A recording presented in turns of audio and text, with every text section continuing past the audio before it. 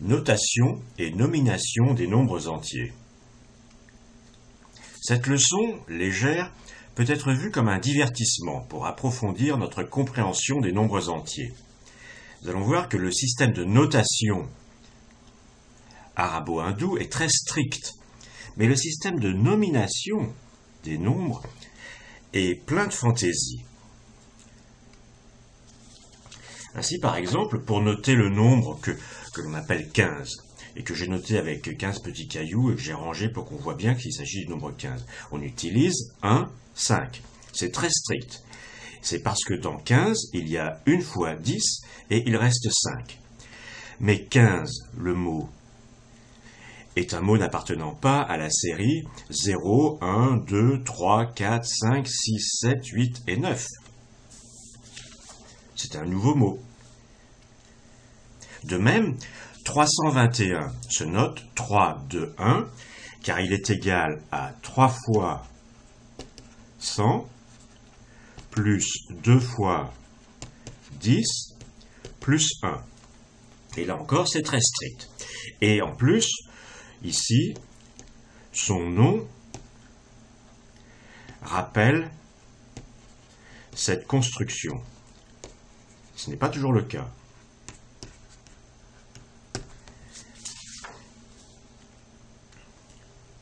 Pour nommer les nombres en français, on utilise 0, 1, 2, 3, 4, 5, 6, 7, 8, 9, et encore 10, 11, 12, 13, 14, 15, 16. Et puis de temps en temps, il y a encore quelques nouveaux noms, mais 17 n'utilise pas de nouveaux noms. 17 se nomme 17.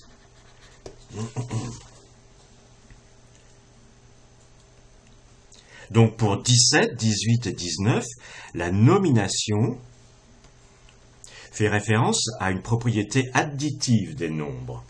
10, 7, 10, 8, 10, 9. Puis, on a 20, qui est un nouveau mot, ou un nouveau nom, qui est un nouveau nom. Ensuite, 21, 22, 22, 23, etc. utilisent pour leur nom la propriété additive, que c'est 20 plus quelque chose.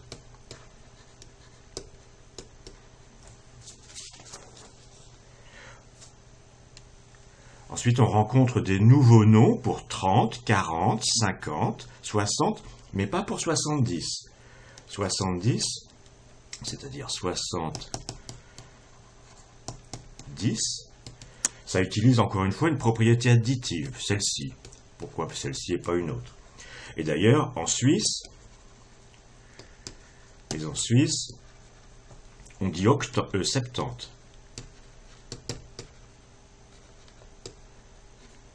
Et puis pour 80, on dit octante. Alors justement, venons-en à 80. Pour 80, cette fois, pour la nomination, on utilise une propriété multiplicative. 80, c'est-à-dire 4, 20, eh bien, ça rappelle 4 fois 20.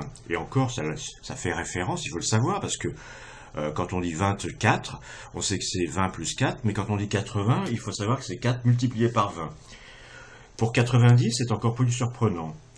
Pour 90, on utilise carrément toute une collection algébrique. 4 multiplié par 20 plus 10. Et pas, on n'utilise pas 3,30. On pourrait, mais c'est pas l'usage. On utilise 90. Pour 97, là aussi, on utilise toute une formule algébrique. Il s'agit de le nommer, n'est-ce pas? 97, son nom rappelle que c'est égal à 4 fois 20 plus 10 plus 7.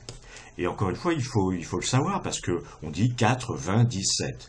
Ici, c'est une multiplication, ici, c'est une addition, ici, c'est une addition. Puis, pour 100, on a un nouveau mot.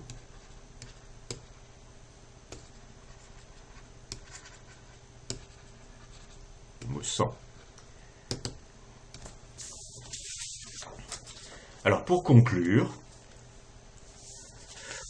le système de notation arabo-hindou est très strict et il est génial pour calculer, mais le système de nomination est plein de fantaisie. Et ce que je voudrais que vous vous rappeliez une bonne fois pour toutes, c'est que les nombres, c'est des pures idées, et s'il faut y penser de manière matérielle, ce sont des sacs de petits cailloux.